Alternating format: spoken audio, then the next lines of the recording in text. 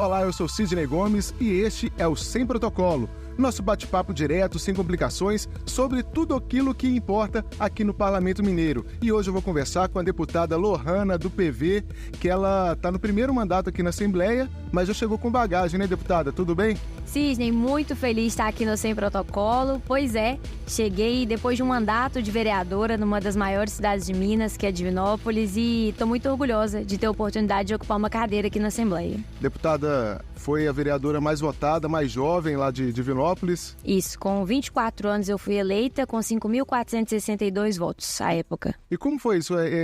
Contar pra gente rapidamente esse seu comecinho na política, como foi? Foi a partir de grupo de jovens? Como é que foi isso? Eu vim do movimento estudantil, participei do grupo de jovens da igreja e também participei do grupo de jovens do Rotary, que é o Rotaract. Eu costumo brincar que onde tinha mexida eu estava no meio. Então eu participava de tudo e os meus amigos me mobilizaram muito a ser candidata a vereadora.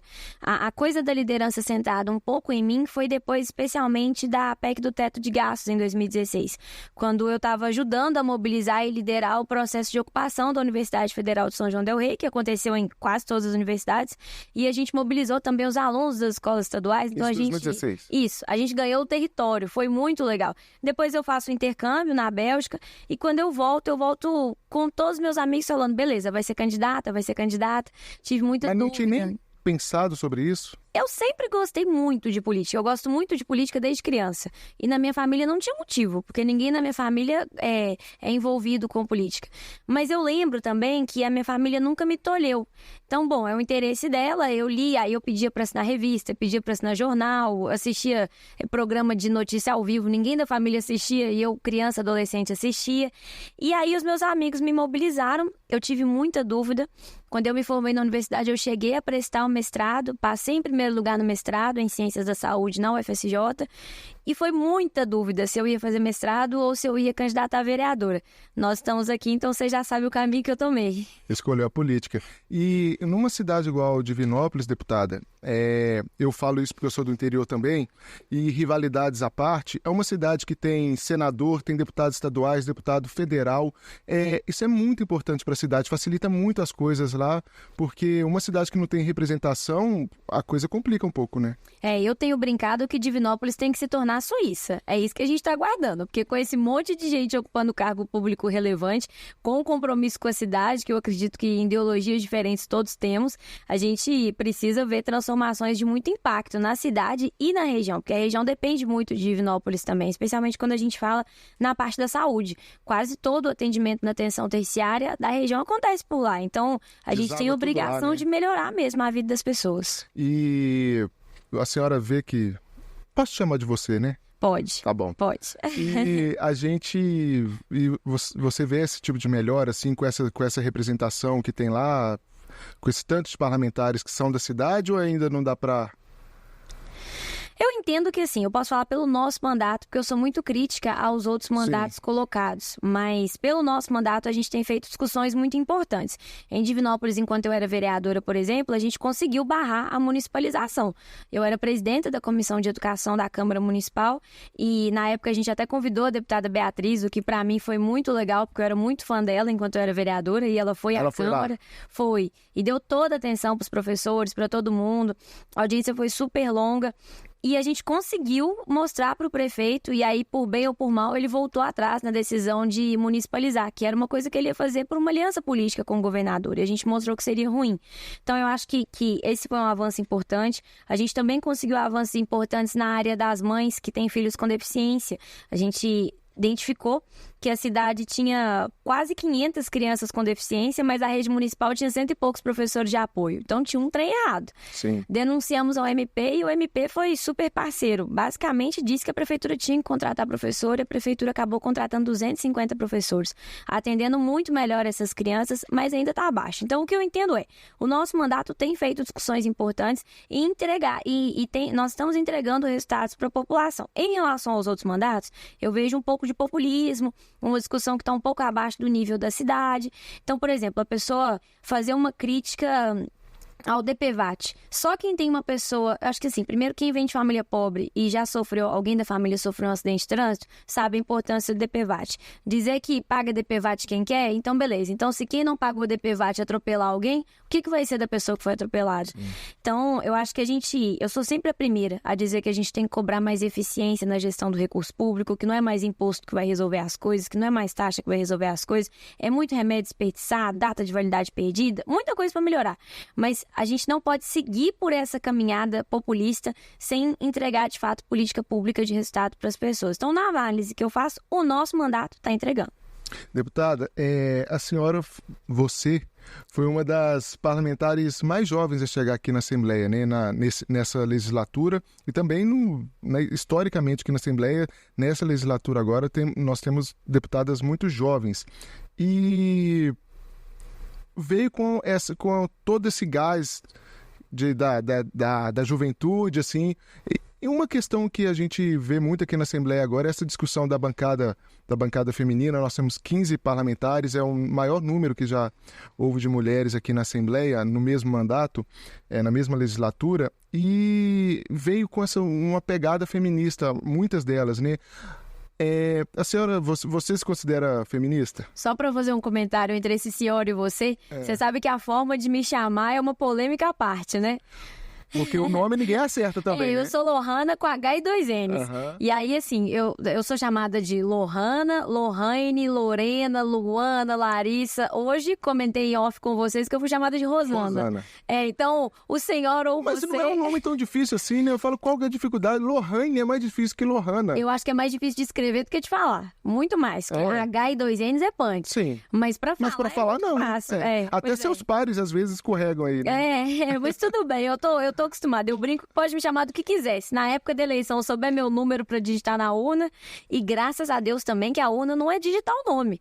Porque se fosse digitar o nome, eu não ganharia pra síndica de prédio. Eu passaria muito aperto. Sim. Mas se eu me considero uma pessoa feminista, eu me considero uma mulher feminista, e eu entendo que tá havendo uma caça às bruxas e uma... É quase que como o fantasma do comunismo. As pessoas estão colocando como se feminismo fosse... Se você é feminista, você é contra os homens, se você odeia os homens, você quer os homens subjugados, as mulheres.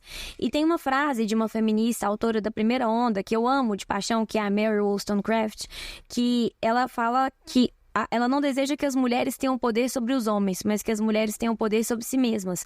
E é isso que toda feminista deseja. Então, se a mulher quer ficar em casa, cuidar dos filhos, cuidar do marido, fazer receitas deliciosas e se dedicar ao dia a dia do lar, eu defendo que ela possa fazer isso. Mas eu também defendo que ela tenha direitos garantidos, que o trabalho do cuidado... E que seja uma escolha de verdade, isso, né? Que o trabalho do cuidado tenha uma perspectiva de remuneração. Porque se esse marido acorda um dia e larga ela, ou se esse marido acontece alguma tristeza com ele, alguma tragédia, ele é autônomo, não tem um dinheiro guardado, o que vai ser dessa mulher?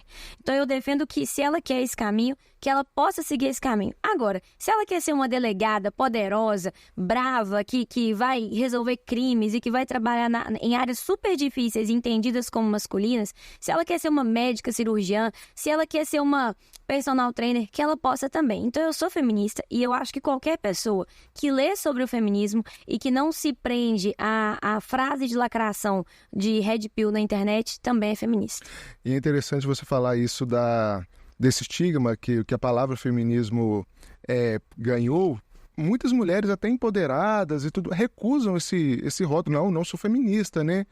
E, na verdade, toda a atuação delas mostra que são sim, né? Não sou feminista. Eu sou a favor dos direitos iguais para as mulheres. Gata, você é feminista. Alguém tem que te contar. Então, acho que é muito por aí. Tem esse estigma histórico, mas como é ser feminista em 2024?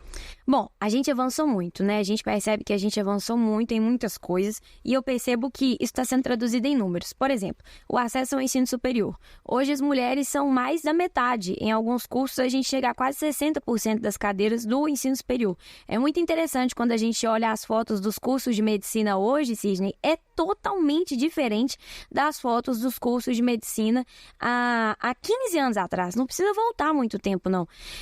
E aí, assim, a gente ainda tem recortes importantes para fazer, né? Nós avançamos muito no número de mulheres, mas onde estão as mulheres pretas nessas fotos? Elas não estão muito lá. A gente tem uma ou outra mulher preta por turma. Mas na análise de gênero, a gente avançou demais.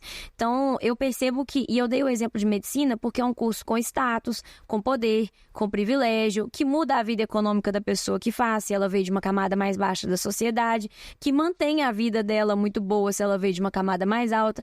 Então, a gente avançou muito. Mas aí quando a gente vê, hoje mesmo eu vi uma matéria de um jornal de manhã que falava que depois da mudança da lei da laqueadura, aumentou 71% o número de mulheres com menos de 30 anos fazendo laqueadura. E é importante porque às vezes as pessoas que estão assistindo a gente sequer sabiam que até o ano passado a mulher precisava da autorização do marido para poder fazer laqueadura ou atingir uma idade mínima, que se eu não me engano já era mais da meia-idade. Mas depois que você tirou essa obrigatoriedade de assinatura, de permissão do cônjuge, o que você teve foi esse aumento, mais 70% de aumento entre as mulheres de até 30 anos. Bom, é a mulher que tem que decidir se ela quer ter filho ou se ela não quer ter filho. E poder fazer a laqueadura enquanto método preventivo, enquanto algo que também vai dar um conforto para ela muito grande, não lidar com cólica menstrual, não lidar com todas essas questões, é maravilhoso. Então, a gente tem uma perspectiva muito importante para avançar na pauta dos direitos das mulheres. Ainda tem muita coisa. O trabalho do cuidado precisa ser reconhecido de forma remunerada, e essa é uma discussão que a Câmara Federal ainda faz de forma incipiente. A gente tinha uma grande deputada federal que fazia essa discussão, que era a Áurea Carolina, mas infelizmente pela violência política de gênero, pelo ódio, pelo racismo institucional também, ela saiu da política e essa foi uma perda imensa para o Brasil. Mas a gente tem algumas outras deputadas fazendo essa discussão, a deputada Duda Salaber faz, a deputada Sâmia Bonfim faz, posso ter me esquecido de alguma, mas no momento eu me lembro delas. Mas é um assunto que agora pode ser falado, né, deputada? Isso, mas mostra que a gente ainda tem pauta para trabalhar. Tá muito longe de dizer assim, não, as mulheres já atingiram direitos iguais. Não atingimos. Então, há motivo para ser feminista e mais, para ser feminista em luta permanente. E você que veio aí dessa carreira da educação, da ciência, da pesquisa, na academia tá assim também? Bom, a gente percebe que a academia ainda é um ambiente muito misógino, muito machista. Por quê? É aquela questão do teto de vidro, teto transparente. A deputada Bela Gonçalves fala muito sobre isso. Acho que teve até a ver com as pesquisas dela na pós-graduação. A gente consegue subir profissionalmente, nós mulheres, até um certo ponto. E aí parece que chega um certo momento em que a gente não consegue mais avançar. Mas não tem um motivo claro. Teoricamente, você consegue avançar. Você pode prestar o concurso, você pode fazer o doutorado. Mas a maior parte das mulheres não conseguem avançar. Por quê? Porque chega a idade reprodutiva, tem filhos, os maridos não compartilham o trabalho do cuidado adequadamente, elas têm que se dedicar mais à família, mais à casa. Às vezes a mulher já é mestre, mas ela não consegue estudar o tanto que precisa, por exemplo, para passar num excelente concurso e se tornar uma professora pesquisadora de uma grande universidade pública. Então a academia ainda é muito masculina. Sendo muito masculina, a gente ainda observa, por exemplo, que os homens reproduzem com suas alunas aquilo que foi feito e ensinado para eles. Então, se ele orienta uma aluna no mestrado, por exemplo, e ela fica grávida, se ele orienta uma aluna no mestrado, por exemplo, e a mãe dela adoece e ela tem que se afastar um pouco para cuidar da mãe, porque o trabalho do cuidado é das mulheres, e não só dos filhos, também dos pais idosos, há uma leniência muito menor do que a gente consegue observar com o que é entregue aos homens. Então, a academia ainda precisa avançar muito e a perspectiva que a gente tem de avanço são as lutas, por exemplo, que a Associação Nacional dos Pós-Graduandos faz. A gente conseguiu na pandemia, por exemplo, que fosse estendido o tempo de bolsa para mulheres que eram mães, que tinham os filhos durante o período da defesa ou o período da escrita, da dissertação, da tese. Então, ainda tem muito a avançar, mesmo no ambiente teoricamente escolarizado, teoricamente consciente das coisas. Deputada, você está falando muito dessa questão do cuidado, do trabalho do cuidado que a mulher tem. Explica pra gente, para quem está assistindo, do que se trata, assim, por que a mulher fica sobrecarregada nessa questão do cuidado? O trabalho do cuidado, para a gente poder elucidar muito bem, eu gosto sempre de dar o exemplo da nossa mãe. Quando a gente pensa na nossa mãe, minha madrinha de batismo foi muito presente na minha criação, em alguns momentos assumiu boa parte dela. Quando a gente lembra de todas as funções que a nossa mãe fazia na nossa vida, versus todas as funções que o nosso pai fez na nossa vida, mesmo quem tem pais maravilhosos, apaixonantes, cuidadosos, presentes, todos nós concordamos que o trabalho de cuidar da gente foi muito mais da nossa mãe do que do nosso pai. Praticamente todo mundo concorda com isso. E aí, o que envolve esse trabalho do cuidado? Desde quando a gente é criança, Tem 2 blusas de uniforme? Lembrar que tem que lavar uma para poder usar no outro dia. Eu nunca tive blusa para todos os dias. Eu tinha 2, aí lavava uma num dia. Quase todo mundo tem 2 ou 3. 2 ou 3 no máximo. Lavava contando com a de educação física. Isso, para poder usar no outro dia. E quem que cuida de tudo isso? Quem que lava quando a gente é criança? É a nossa mãe. E quando a gente já tá grande, quem que lembra a gente, ou seja, tem a carga mental, lembra a gente que a gente tem que lavar? A nossa mãe. Tem que colocar um lanche na mochila. Organizar a merendeira. Mas a merendeira da criança não pode ser um negocinho industrializado. Cortar a fruta, fazer o sanduichinho. Agora não pode mais. Antes na minha época era suco capo. Outra coisa, lembrar, por exemplo, da época da segunda dose da vacina. Marcar o dentista de 6 em 6 meses. O trabalho do cuidado, e aí eu tô falando de uma realidade de classe média. Eu não tô falando que foi a realidade em que eu fui criada. Eu não tô falando da realidade das pessoas mais pobres, em que o trabalho do cuidado envolve tantos outros fatores e tantas outras coisas e multiplicadas, porque às vezes você tem mais pessoas na casa. Pois é. E agora, a nossa geração passa por um outro fenômeno, que é ser da geração sanduíche. Então, as mulheres de hoje, elas foram filhas de mães um pouco mais velhas, então elas já têm mães mais idosas, e estão tendo filhos. São mulheres que estão duplamente sobrecarregadas, porque cuidam de pais envelhecendo e cuidam de crianças. Olha só. E essa discussão do trabalho porque antes os pais tinham os filhos mais jovens. Então a gente começava a cuidar, começavam a cuidar dos pais quando eles já estavam bem mais velhos, os filhos já estavam criados. Hoje não. Então a gente tem uma perspectiva ainda mais urgente de fazer essa discussão do trabalho e do cuidado. E aí, só para fechar essa resposta, Sidney, às vezes o marido fala assim, mas é só você me falar que eu vou fazer. Mas o ato de ter que falar, ninguém tem que dizer à mulher que ela tem que marcar o dentista do filho de 6 em 6 meses para fazer limpeza e ver se tem alguma estresse pra mulher, né? Pois é. Então, assim, é essa coisa do homem entender que a gestão da casa, a gestão da família, a gestão das roupas, a gestão da geladeira cheia, a gestão do médico também importa e deve importar a ele. O homem não ajuda, né? Ele é parceiro ali, né? Lá na gestão da casa. Isso. Vamos falar agora, eu quero que você me fale sobre a questão das redes sociais. Você é uma política jovem, é possível hoje fazer política sem rede social? Eu gostaria que fosse. Eu entrei no portal da Assembleia para ver os deputados, assim, você que mais tem redes diferentes. Né? Alguns usam só ali o Instagram e o Facebook, no máximo um Twitter, que eu não chamo de X, nem vou chamar, mas você que mais tem redes sociais ali. Eu não sabia disso não, Tem gente que tá ali quase, mas na hora que coloca ali os ícones, o Flickr, várias outras, você que tem quase todos. Tem TikTok? Eu tenho TikTok, meu TikTok é super atualizado, inclusive. Assim, eu adoro, eu fico numa situação muito ambígua em relação a essa questão de rede social. Eu adorava rede social, adorava muito. Quando eu era pré-candidata a vereadora, eu postava tudo o que acontecia. Cada doação que caía na vaquinha online que eu fiz, mas a minha cachorra, e eu escovando o dente da minha cachorra. A Cecília? Isso, a Cecília. Eu olhei. Pois é. E fazendo fertilizante natural para as minhas plantas, e eu postava tudo. E aí eu passei por uma situação no mandato de vereadora que me deixou muito impactada. Se fosse hoje em dia, eu não ficaria tão impactada porque meu couro engrossou para a crítica. Mas eu tinha pouco tempo de mandato, então eu assustei muito e me retraí. Que foi um dia à noite, eu lembro que era tipo terça ou quarta, 10h30 da noite, e era dia de paredão ou de alguma coisa assim no Big Brother. E eu assistia Big Brother e adorava. E aí, na época, eu fiz uns stories comentando. Sidney, pegaram esses stories meus e jogaram em todos os grupos de bolsonaristas da cidade. E o povo começou a me xingar no Instagram. Mas qual que era o conteúdo? Por que isso? Eu não falei nada demais, mas me xingando, porque olha o nível da vereadora da cidade que assiste Big Brother. E aí eu falei assim, gente, terça-feira, 10h30 da noite, eu assisto o que eu quiser. Então, assim, eu posso assistir History Channel, eu posso assistir MTV, eu posso assistir Irmãos à Obra, podcast, Irmãos à Obra, Alienígenas do Passado, o que eu quiser. Então, assim, aquilo me impactou demais, porque foi muito xingamento.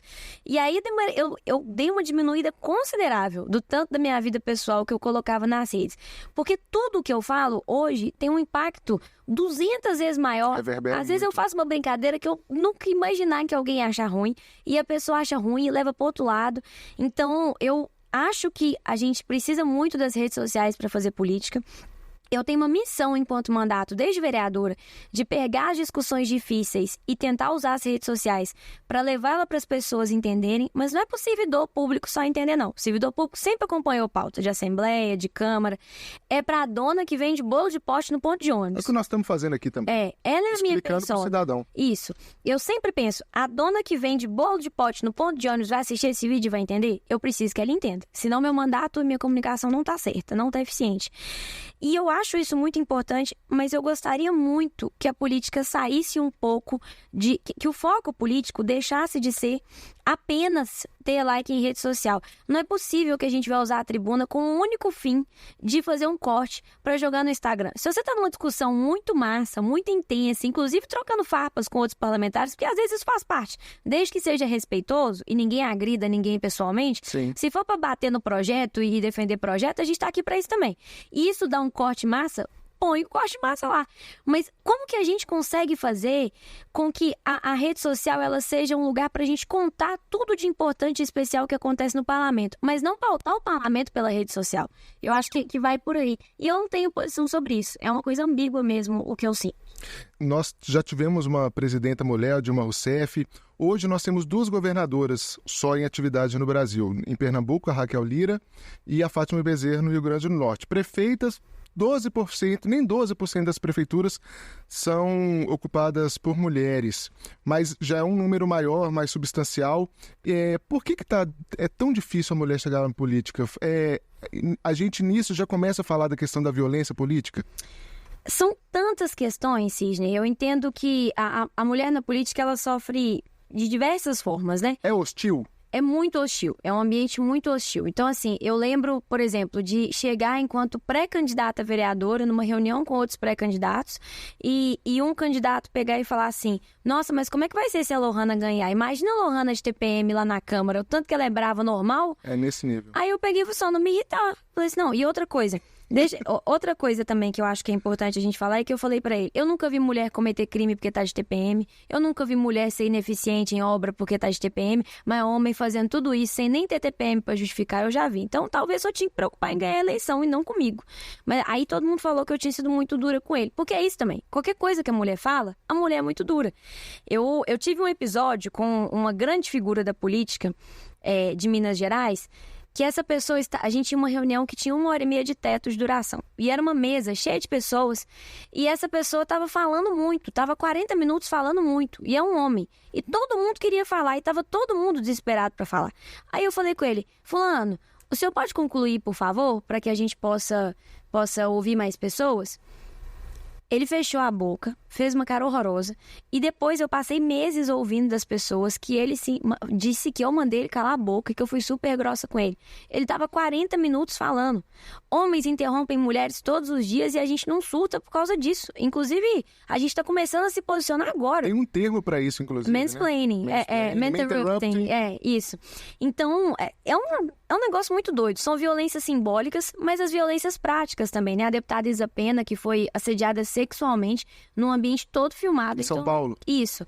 Se um homem tem coragem de assediar uma mulher no plenário da Assembleia Legislativa de São Paulo, o que acontece nos bastidores? Então, eu acho que são situações que a gente precisa mesmo refletir. Eu lembro quando eu tomei posse como vereadora, eu tomei posse com outra vereadora Ana Paula do Quintino. E a nossa grande briga no primeiro mês de mandato era para que os vereadores não usassem o banheiro feminino. Era só vocês duas? Era só nós duas, isso. Então tinha um banheiro que só nós duas usavam e o outro banheiro, que era o masculino, para 15 vereadores. E quando a gente ganhou, a antiga vereadora, que era uma só na legislatura dela, que hoje é vice-prefeita, falou, não usa os banheiros do plenário, porque os banheiros do plenário os homens usam, fica tudo sujo. E aí eu e a Ana Paula falando assim, pois a gente não vai deixar eles usarem. E aí a gente falou isso com eles todos os dias, até eles pararem de usar. Então assim, a gente falou com eles, eles usavam, a gente reclamava com o presidente tinha sido eleito com o nosso voto também, então ele tinha que escutar a gente. Então conseguimos, mas são violências muito pequenas que quando a gente fala parecem bobas, mas então são bobas porque são reiteradamente feitas, né? E aí eu falei do espaço do parlamento, do espaço da política. Mas eu não tô falando, por exemplo, da dificuldade que lembra do trabalho do cuidado, uma mulher fazer campanha quando tem filho. Eu não tenho filho. Ainda não sou mãe. Então, essa dificuldade ainda não foi colocada sobre os meus ombros. E se eu tiver filhos, eu já vou estar na condição do mandato que me coloca numa condição de um pouco mais de privilégio, de construção de rede de apoio e tudo mais. Mas mesmo assim vai ser mais desafiador. Eu lembro quando eu fui candidata a deputada, que todo mundo me perguntava assim, eu estava noiva, seu noivo tá achando o quê de você ser candidata a deputada? Ele tá de boa? E quando você casar, como é que você vai ter filho? Aí eu falei assim, uai, são 2 que fazem filho, não sou só eu, então... Um só não faz. Acho que nós 2 vamos ter que pensar na solução juntos, né? Nunca vi um homem deixar de ser candidato a deputado porque tá no período de ter filho da vida, né? Ou a mulher achou ruim. Ou a mulher achou ruim. Inclusive, as mulheres acompanham, são parceiras, aguentam as ausências, né? Então, acho que meu marido vai sobreviver. Elas sobrevivem. E aí, o que acontece? Então, a gente percebe que tem essas questões. Então, a violência simbólica, as dificuldades práticas e o último ponto, que é o único que eu acho que a gente de fato avançou, que é o ponto de vista de investimento de recurso. Antes, os partidos eram obrigados a nos colocarem nas chapas. Então, 30% da chapa, mulheres. Mas não havia investimento obrigatório. E agora, desde 2022, há investimento obrigatório. Antes ficava ali, então, as mulheres fazer figuração, né? Isso. Então, é claro que a gente não conseguia competir de igual para igual. Agora, a gente ainda não consegue competir de igual para igual, porque o investimento que eles fazem hoje é o mínimo. É obrigatório gastar com a chapa pelo menos o que você tem de cadeiras daquele gênero. Então, se 30% das cadeiras são ocupadas por mulheres, você tem que gastar 30% do recurso com mulheres. E aí, são 40%, 40%. Isso garantiu para a gente um mínimo de investimento. E a eleição de 2022 já aconteceu sobre essa ótica. Isso foi muito importante. Eu não tive fundo eleitoral para vereadora. Para deputada eu tive. Teve essa regulamentação. E eu jamais estaria deputada estadual se dependesse de investimento próprio ou do capital econômico me bancar. O capital econômico não me bancaria e eu não tinha dinheiro para fazer uma campanha de deputada. Então, foi por causa dessa mudança da regulamentação. Isso é política pública em ação, isso é política afirmativa em ação, que foi o que fez com que eu tivesse recurso e hoje estou aqui como deputada estadual. E agora tem outra coisa. A mulher eleita deputada federal, cada voto em mulheres vale o dobro no cálculo do fundo eleitoral. Então, os partidos, e eu sou contra esse aumento enorme de fundo eleitoral, eu acho que a gente tem que ter um teto para isso, não tem condição de campanha custar o preço que custa no Brasil. E sempre aumentar, né? Sempre aumentar, indefinidamente. Qual que é o teto para isso? Qual que é o limite? Os cargos não aumentaram, peraí. Então, a gente precisa ter um limite para isso. Mas essa questão vai fazer com que os partidos vejam como benéfico e importante eleger mulheres. É um estímulo para o partido, porque antes era bem difícil mesmo, né? Eu lembro de entrevistar outras candidatas e ela fala, olha, a gente não tem dinheiro. Para vereador eu não tive fundo eleitoral. E a gente já vê a diferença. Nós estamos falando aí dessas microviolências, violências camufladas, mas tem a hora que a coisa vira crime, né, deputada? A Assembleia colocou no ar agora uma campanha de violência contra a mulher, contra a violência política contra a mulher, e você foi vítima disso, suas redes sociais falam disso também. E como é que está isso, deputada, na sua vida? As ameaças que você sofreu, vocês estão, não só você como outros deputados aqui da casa, vocês estão acompanhando? Há uma investigação sobre isso? Vocês têm retorno da polícia em relação a isso? Como é que está essa questão da violência que você sofreu e as outras sofreram também? Cisne, é um processo muito desgastante. A gente continua recebendo ameaça, todas nós. Nós paramos de divulgar e eu não posso dizer o motivo pelos quais as outras pararam de divulgar. Eu posso dizer o meu. É uma mistura de cansaço muito grande. A gente faz tanta coisa legal, tanta coisa importante, tanta fiscalização, tanto projeto de lei bom, enfrenta o executivo, faz um monte de coisa legal, formação para mulheres, um monte de coisa, e você põe meu nome no Google, aparece lá negócio de ameaça. Então isso também é uma forma de cansar a gente, de fazer com que a gente pense 2 vezes se vale a pena tornar isso público. Mas porque acaba que isso sobrepõe ao trabalho, né? Isso, e não deveria. E não deveria ser assim. E inclusive, a gente pode fazer uma crítica para que as universidades, os cursos de jornalismo, ensinem os formandos a observarem com mais atenção os trabalhos das parlamentares mulheres, né? E aí, o que acontece? Eu pelo menos parei de divulgar tanto, porque há um cansaço muito grande da minha parte de ficar falando disso, de ficar dando entrevista sobre isso. Não tô reclamando de responder sobre isso agora, não. Mas dar uma entrevista só sobre isso, houve um cansaço. E também porque foi um pedido da Polícia Civil. A Polícia Civil alegou para mim que toda vez que eu divulgo as ameaças, eu estimulo novas ameaças. Eu entendo que eles têm um embasamento científico para dizer isso, se tem alguém que respeita a ciência, sou eu, mas eu digo também que o que soma estímulo para que novas ameaças cheguem é a omissão do poder público em resolver esses casos. Porque se eu sinto uma perspectiva de impunidade, eu tenho mais chance de fazer coisa errada. Não foi só a Lohana que recebeu ameaça. E mais, não foram só deputadas mineiras que receberam ameaça. A gente teve isso articulado no Brasil inteiro. Vereadoras de BH também. Isso. A gente quer outras Áureas, a gente quer outras Marielles. A Áurea não teve nenhum final trágico, graças a Deus, mas para a política foi muito trágico. Ela não está mais na política institucional. Ela teve que sair. A gente perdeu a vida da Marielle. Então, assim, a gente precisa responder enquanto poder público a todas essas situações para que a gente consiga mostrar para a sociedade que a internet não é terra sem lei na prática. Porque, principalmente pelo que você citou em relação a Marielle, não dá para deixar assim, foi só uma ameaça, deixa para lá, foi só um e-mail. Não dá, porque basta um doido, né? Basta alguém com coragem, um covarde no caso, mas para chegar lá e fazer alguma coisa. Isso. Se a gente recebe 50 ameaças e um dos que mandou está disposto a fazer alguma coisa, não precisa de mais de uma chance. Basta ele. E nós falamos aqui mais no início, nós conversamos sobre essa legislatura, que nós temos 15 parlamentares. Como que você vê a perspectiva da mulher na política? Nós estamos aí em ano de eleições municipais, no parlamento mineiro aqui nas próximas eleições. Você está otimista em relação ao papel da mulher na política e no aumento de bancadas? Eu estou extremamente otimista. A gente tem muita candidata boa e é uma coisa muito legal ouvir das mulheres assim, olha, por exemplo, eu fiz uma palestra em Pouso Alegre, inclusive foi a convite de um vereador homem, o vereador Dr. Edson, mas lá não tinha como ser diferente porque a Câmara só tem homens vereadores.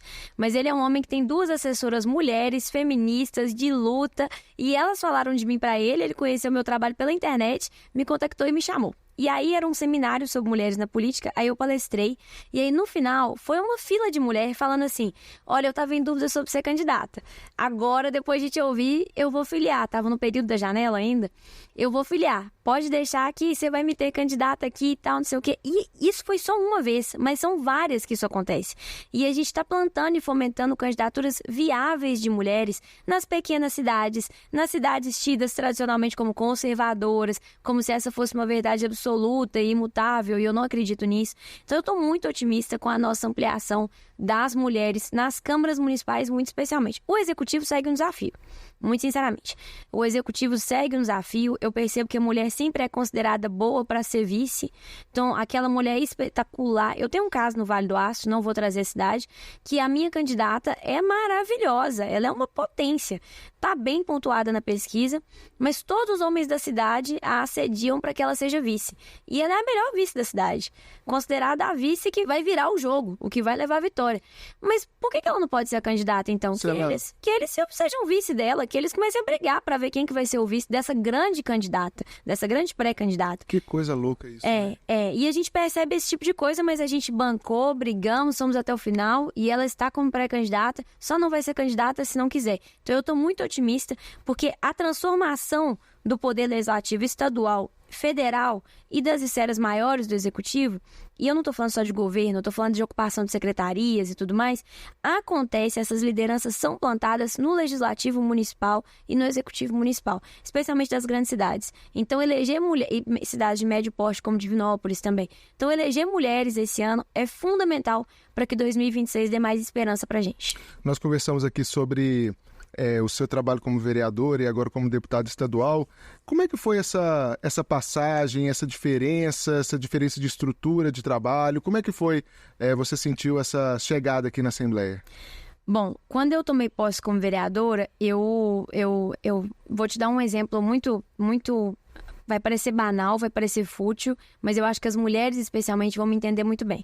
Quando eu tomei posse como vereadora, eu tinha ganhado aos 24 anos, tomei posse aos 25.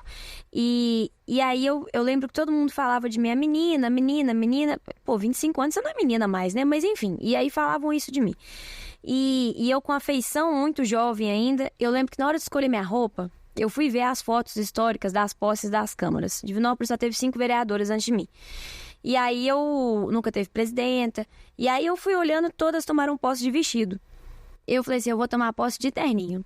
E aí eu comprei um terninho e fui de terninho tomar posse. E isso parece fútil, mas aquilo me deu uma segurança muito grande, porque eu me senti capaz de estar naquele lugar em que a maior parte das pessoas ali achava que eu não tinha capacidade para estar. Mesmo eu eleita, a mais votada. Havia um clima de como que essa menina ganhou a eleição. E aí, para deputada, no dia da posse, eu lembro que eu não tive dúvida. Eu peguei um vestido super feminino, de rendinha, porque eu já estava muito mais segura com essa situação desse... Precisava se provar mais. Eu não precisava mais me provar. Então, hoje, assim, se eu quiser usar terno, eu uso. Se eu quiser usar vestido, eu uso. E eu acho que essa questão da minha imagem, ela transparece muito a minha segurança interior. O meu mandato de vereadora foi muito bom, mas ele foi muito bom porque foi muito difícil. Ele foi muito bom porque me testou demais. Ele foi muito bom... Nossa, essa frase tirada de contexto é muito perigosa, mas ele foi muito de aprendizado porque eu fui muito agredida. E tudo que eu passei me deixou apta a chegar aqui, a ter coragem de virar para um deputado de muitos mandatos, muito rico, muito poderoso, governista, e falar assim, não concordo com o seu projeto, meu parecer não será assim, com tranquilidade, sem estar nervosa, e entender que eu estou aqui porque eu também mereço estar aqui, como ele merece, porque uma parte legítima da sociedade me elegeu como representante, e eu tenho que representar as ideias dessas pessoas nesse espaço. Então, essa transição foi uma transição de uma Lohana que precisava muito se provar. Se você está no mandato, você tem que se provar todo dia, inclusive porque o povo investe muito em cada dia de salário nosso aqui, em cada dia nosso na Assembleia, mas uma Lohana que entende que esse espaço também é dela, que o eleitor reconheceu que esse espaço também é dela, e é engraçado falar de mim em terceira pessoa, mas... Igual Pelé, né? Mas eu percebo isso. E a minha equipe é muito boa. A minha equipe é muito boa desde quando eu era vereadora. Então, a minha equipe sempre me deu muita segurança. E aí, chegar aqui, ter condição de contratar uma equipe maior, tão boa quanto, para trabalhar tão bem quanto, foi um negócio também que me deu um coro a mais para poder enfrentar as dificuldades. Então, foi muito importante vir para cá. Eu sou impressionada com a qualidade da equipe da casa, eu sou impressionada com o alto nível das coisas aqui dentro. Todo dia eu falo que isso aqui é igual a Europa. Eu brinco sempre porque é tudo muito bom, tudo muito estudado, tudo muito planejado, tudo muito, muito bom. E eu percebi, e a Câmara Municipal também era muito boa, mas eu percebo que esse salto que eu dei, especialmente do ponto de vista técnico, faz com que a gente consiga entregar um trabalho para os mineiros que eu acho que eu vou terminar o mandato, independente de eu continuar na política ou não, eu vou dormir orgulhosa no último dia de mandato, sabe? Tá certo. Deputada, muito obrigado. O papo passou rápido, né? É porque eu falo demais, Cid. Não fala não. A gente aqui gosta assim.